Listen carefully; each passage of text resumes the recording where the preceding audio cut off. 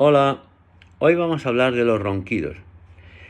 Primero decirles que en la parte inferior izquierda de su pantalla, ahí van a estar el link que le va a poner en contacto con la entrevista televisiva donde hablamos de ronquidos y de apnea del sueño.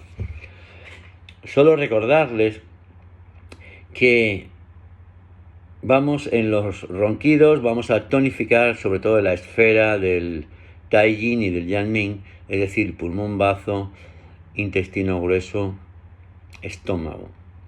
Entonces es importante que sepan que ahí está una de las claves importantes para fortalecer la zona de la rinofaringe.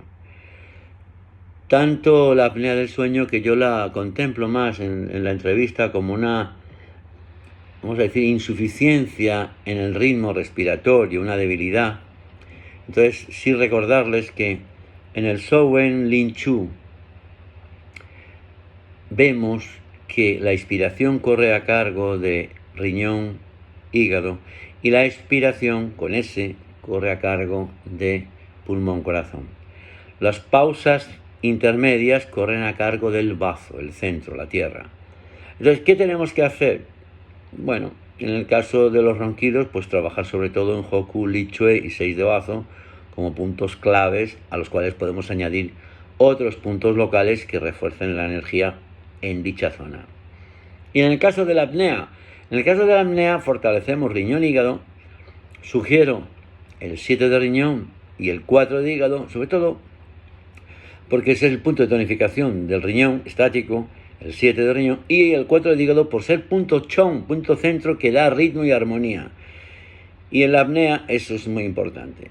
Y en el caso ya de mayor deficiencia respiratoria y que en algo tenga que ver la expiración, trabajaremos en Sanchon y en 7 de pulmón, sobre todo, en esos dos puntos, ¿no?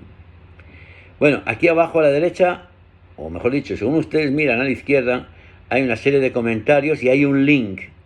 Ese es el que tienen que cliquear para poder ver la entrevista en la página de YouTube de la televisora. Cualquier duda, pues nos escriben, ya saben, hay un curso nuevo de acupuntura a acupunturaenmóstoles@gmail.com o en la página web también de acupunturaenmóstoles.com. Un saludo, hasta luego.